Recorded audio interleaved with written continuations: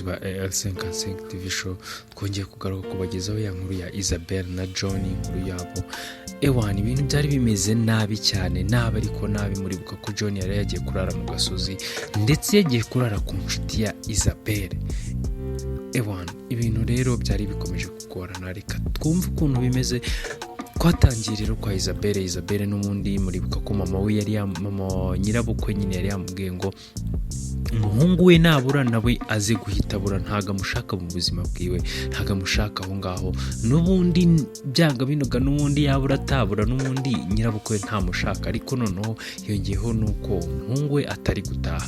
Ubwo rero Isabel yarari kwibaza kuvuga ati kusimana nazizi iki, nakoze igituma nisanga muri ubu buzima, nakoze iki gituma ibintu byose bibari njye bigwira. Ngaho umwana wanjye aravuze mu gihe ndi muri ibi ngibi, ngaho umuryango ntukigikiye, ngaho none n'umugabo wanjye reka ese Imana ubu ngubu kuko nzakora iki, ese Imana nzabigenze nte, ko mbona ibintu aho kugira ngo bigende neza, ko mbona ibintu aho kugira ngo bibe byiza mu buzima bwanjye, ko mbona bikomeza kugorana, ko mbona ibintu bikomeza kuba bibi kuri njyewe.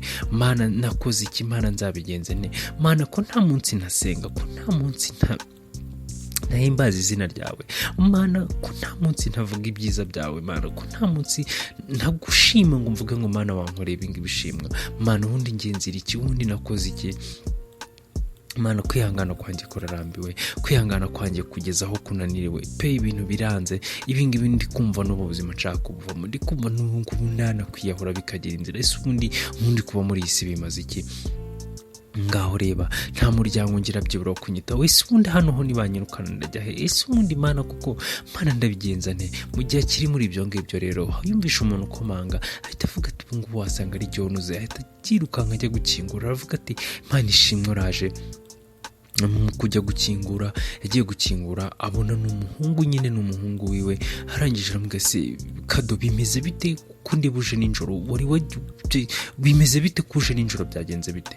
Umuhungu aramubwira ati amabuje rero nuko unyihanganira, nari nabuze imodoka, nanagize no mu nzira telefone yanjye ishiramo umuriro, mbura nuko mbahamagara, nuko nyine niko byangendekeye. None se wowe kukiri maso, kukiri kureba aka kanya, bimeze bite, byagenze bite? Aravuga ati sha byihorera, ibyanjye byarwaniyemo imbwa, nyine ibintu bimeze nabi.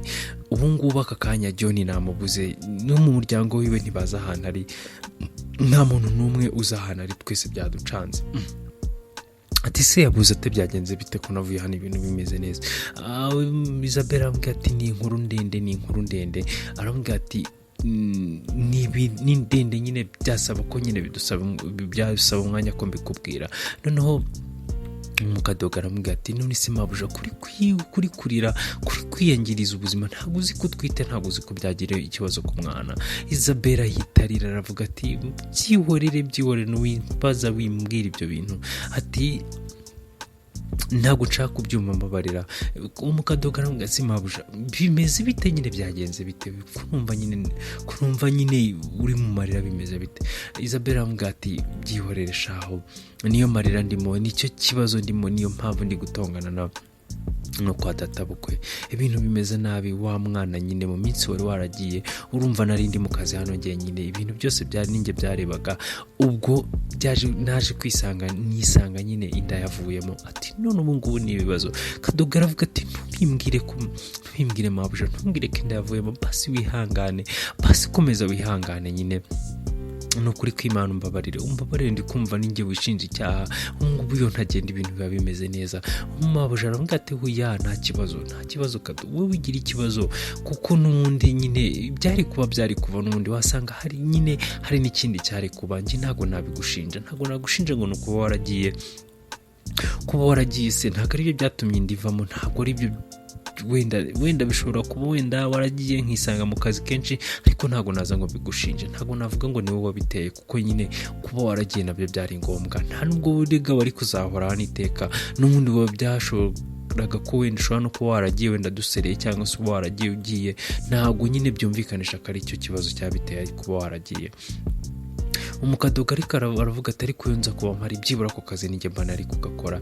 mabuja aramubwira ati ari we Isabelle aramubwira ati hoya wigira ikibazo kuko nyine byari kuba ni nkuko n'undi nari kugenda nkasitara ngiye wenda no muri ako cyangwa se ndi no mu rugo ugasanga hari n'ikindi kintu kibaye indi kavamo nyine ntabwo nabigushinja ariko nyine ni ibibazo nyine ni ukwihangana. noneho mukadogo aramubwira ati none se ubungubu John we yabyakiye ate? Isabelle aramubwira ati byihorere aho ngaho niho hari ikibazo. John ntakibasha kunyumva ntagishaka kuntega amatwi, urabizi noneho ukuntu yari ashishikaye ngashaka umwana yarambujije gukora buri kintu na kimwe. noneho yafatanyije na mama wiwe yafatanyije na papa wiwe bose baranzonze bangeze ahangaha. ni ibintu bikomeje kugorana. noneho umukadogo aramubwira ati se basi emewe arabivugaho icyemewe ko mbona ari umwana mwiza ari umunyakuri.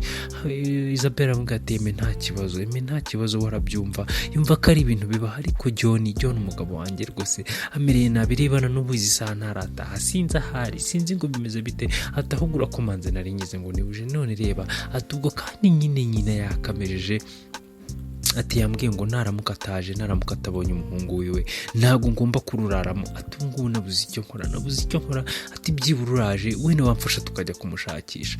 Kadogo aramubwira ati ko si wajya kumushakisha uti nawe nyine nturanakomera nturaniyakira ati ugiye kurarushakisha umuntu ati urana umuntu w'umugabo ntabwo wajya kwirirwa umushakisha nyine ntabwo wamenya ahari. ati hoya ngomba kujya kumushaka. Isabelle arahaguruka aravuga ati ahubwo tujyane. noneho nuza umukadogo aramubwira ati hoya ntabwo nabikwemera ntabwo wajyayo ati ahubwo wenda reka njye nkugireyo ndebe aho namushakira. ati ubwo ndagenda nce mu tubari ndeba aho ndibuze kumubona ndebe ukuntu ndibuze kumubona byanga bindi ugashobora kumubona. ubwo rero Kadogo yaravuze ati reka ngiyeyo. Kadogo agenda avuga ati Imana yanjye ubu ndashakira hehe ko bwije ko ntazi wenda ngo yanagiye hehe hati ubu ndamushakira hehe. yaragiye arazenguruka utubari twose aratuzenguruka agera muri kamwe aramubwira ati umugabo yari ari hano ariko duheruka taxi voiture imujyana ntabwo tuzi ahantu yagiye nyine ntabwo tuzi ko yatashye. ubwo nyine nta makuru bamufiteho nyine nabo. ubwo rero arazenguruka mu tubare kuko yaratekereza akavuga ati birashoboka ko yavuye muri aka kabari akajya mu kandi. arangije abura John mu gihe John we ahari ubuzima bumeze neza ari kwiryohereza na fiye wa mucuti wa Isabelle bari kuryoshya nyine. ntabwo wakwizera ko Isabelle nyine inshuti ye magara riri kumuca inyuma n'umugabo we ariyo yari imufashe mu mugongo kare iri kumugati ihangane bimeze gutya na gutya.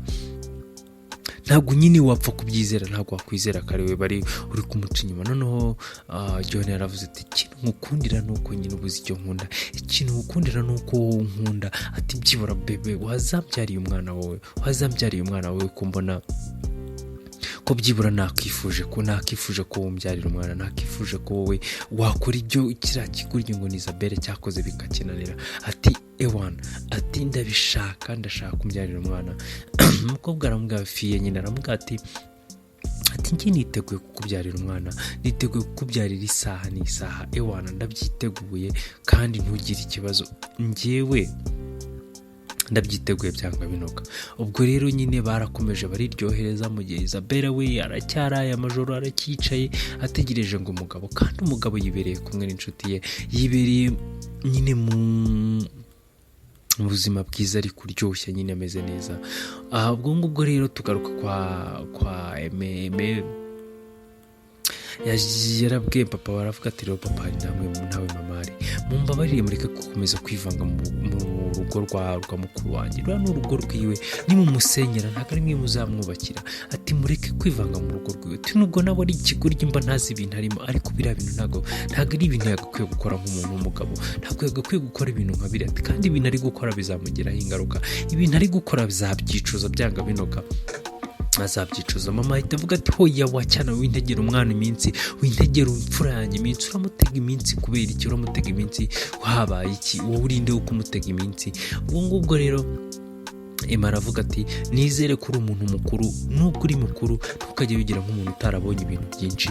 Wowe niba uri mukuru nyine wajya wakitinga nk'umuntu mukuru, kandi mama ndabizi ko uri umuntu mukuru, rero gerageza ube umuntu mukuru. Rero atari ukuvuga ngo uri umuntu mukuru ku izina, uba n'umuntu mukuru mu bitekerezo. Ati ubwo uri kumva biri ari ibintu byoroshye, uri kumva ari ibintu byoroshye ku buryo wajya kugenda ugahita ufata urugo rw'umwana wawe ngo rukare umwana ukagenda ukarwangiza ukarushyira hasi. Ati ibyo ngibyo mama muri gukora ntabwo ari ibintu bizima. Ati reba nk'uriya mukobwa, urabizi ko yakabaye ari wowe mama we, nawe urabizi ko yakabaye ari wowe papa wiwe. Atari kureka da nta kintu mumufasha. Ati umuntu ni imfubyi, haragira kuba ari imfubyi, agira urusaku rwawe, agira iki, ati agire no kuba n'inda ye yavuyemo. Terega nawe nuko mutari kumwumva, nawe uriya wavuyemo n'umwana wiwe, wese umurusha impuhwe ku mwana wiwe, umurusha impuhwe se ni wowe wari umutwise. Ati ntabwo wumva ko nyine kuba yaramutwise byibura aya mezi yose yaramutwisemo yakabaye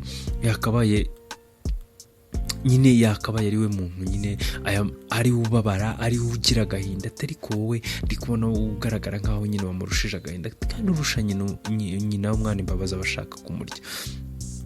Ati rero ikintu dukwiye hano, dukwiye gufatana urunana nk'umuryango, dukwiye gufatanya tugafashanya, tukareba ko ahubwo nyine Isabelle nyine yagira ubuzima bwiza, ibintu byagenda neza, byibura wenda akava no muri ako kababaro, byibura ejo n'ejo bundi ashobora kongera akanatwita, nta wamenya. Kuko rega ibintu byose n'Imana ibigena, ntabwo ari twe tubigena. Twe tuba dushaka ibintu uko tubishaka, ariko n'Imana nayo iba ifite ukuntu yabipanze, kandi bifite n'impamvu iri gukora ibintu. Tuwasanga nabo nifite impamvu. Ati ubwo rero ntabwo ari impamvu yo kwirirwa mushwana mugira gute. Papa aramubwira ati cyakora wenda aho ngaho ndakumva nyine, ariko nanone natwe ujye twumva turababaye, ibintu byose tuba turi kubikoreshwa n'umujinya. Imana aravuga ati ariko papa ntukambwire ngo ni umujinya, umujinya wo wagufata, ubu umujinya uzajya ugufata kujyana uvuga ngo ugenda wica uno muntu, nurangiza uvuge ngo nubwo wagera mu buyobozi ugahita uvuga ngo umujinya wambwiye ngo ngende nica uno muntu. Ntabwo ibyo bibaho. Ntabwo tuba dukwiye gukontororwa n'amarangamutima yacu.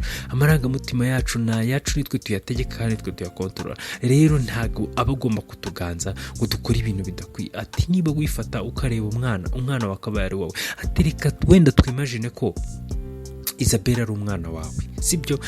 Imagine ko Isabelle ari umwana wawe wamushyingiye mu rugo rw'ahandi, akagenda akabyara, yamara kubyara, ati akimara kubyara, ati nako yamara gutwita, wenda nubwo yari yarabuze urubyaro, akambura urubyaro, nawe urabona imyaka yari ishize, yamara kuba yatwita inda yikavamo. Ati wowe ikintu wakora uri nka senini, wagenda umutonganya umubwira ati inda yawe yavuyemo, uri ikigoryi, uri igicucu, umwana wacu warabona ko umugabo wawe waramurumbiye biki n'ibiki. Ibyo byose wagenda ubimubwira ari umwana wawe. Umupapa aravuga ati we ntabwo nabikora kamemo kuko yaba ari umwana wawe. Ati rero nyine nk'uko utabikora ku mwana wawe, wagakwiye no kubikora ku mukazana wawe, wagakwiye kuba nyine ari wowe uhagaze hariya uri kumubuza nyine, uri kubuza ibyo bibazo byose ko bimugeraho. Ariko ikintu uri gukora ni iki papa? Ikintu uri gukora ni iki? Ikintu muri gukora ni ukugenda mukamubwira nabi, mukamutuka, mukagira ute. Nyine aravuga ati hoya ibyo ngibyo ntabyo mumbwira, ngiye nashaka agira ute. Ati icyo nkeneye ni umwuzukuru, ibindi nta bindi nkeneye. Turiya mugore byanga binoga agomba kuva hariya, agomba kuhava ku bubina bwiza nyine byanga binoga. Ubwo rero tugaruka ku rundi ruhande rwa Isabelle we yategereje reka da. Gusa nyine wa mukadogo nawe yagarutse, yabuze umuntu, arangije nka saa 9 z'ijoro yagiye kumva yumva umuntu arakinguza, ari gutaha. Arangije ajya gukingura, abona n'umugabo we yasinze, ariko atavuga ati nkabu uraho ngaho uraze gukingura. Ati gukingura nicyo ushoboye cyonyine, nta kindi kintu ushoboye. Itakundura umugore nyabaki. Ati njyemba nibaza n'ukuntu nawe njya kugushaka narebaga hehe, narataye umutwe, narayobye, nari ikigoryi. Ati ntagitsike nsubiza ubwenge inyuma, nkibaza n'impamvu ituma naragushatse. Ati sundura umugore nyabaki, uri umugore nyabaki. Noneho Isabelle akamubwira ati sheri wakwihanganye, ese wari uri hehe igihe cyose ko watinze gutaha? Ababyeyi bawe bahangayitse ndetse nanjye naguhangayikiye. Noneho John agahita aseka akamubwira ati ariko rwose uhangarika se n'umwana wanjye uri kugarura. Ati kuki utahangarikiye inda yanjye, kuki utahangayikiye umwana wawe ku buryo yaba waba ukimutwite, kuki utagize izo mpungenge ngo uhangayikire umwana wawe? Ni njyewe uri guhangarikira, njye ndi umuntu mukuru, ndiyobora, ndijyana, nkicyura, mba nzaho nagiye, mba nagiye. mbaze ibyo ndi gukora. Ati ariko umwana wawe wari utwite, umwana wagombaga kubaho kubera wowe, ugombaga guhangayika ukavuga ati uno mwana ntabwo abasha kwigenza, ntabwo abasha kugira ute, reka muhangayikire. Arangije abari uvamo nyine, abari avamo. None urukumbwa ngo ngiye ngo umuhangayikiye, kuko utahangayikiye umwana wanjye, kuko utahangayikiye umwana wawe, niba kuko wari ufite uko guhangayikira abantu. Ati reka atuba ikintu nsigaye nkubonamo nk'umuntu w'ikigoryi uri aho ngaho. Isabelle avuga ati sheri wakwihanganye, basi mbabarira uryame, basi mbabarira uruhuke. Ntuza John avuga ati mva imbere, mva mu maso, nta n'umwe nshaka kubona. Ati kandi ikindi njyewe ntabwo nyishaka kubana nawe pe, ntabwo nyishaka kubana nawe. Isabelle avuga ati ariko se mbigenze ne? Ati basi wihangane ujye kuryama, iyo turabivuga hejuru. Akivuga gutyo nyine akijya kumwegera, John yahise amusunika nyine. Isabelle agwa hirya nyine. Aravuga ati guhera umunsi, John ati guhera uno munsi, guhera izi saha, ejo sinkubone mu nzu yanjye, ntabwo nkigushaka mu hano. Ese Isabelle aragenda? Ese biragenda gute? Ntakunda amatsiko usigaranye yazashira. Uretse gukurikira kandi gace k'ubutaha. Murakoze, mukomeze kugira ibihe byiza. Naho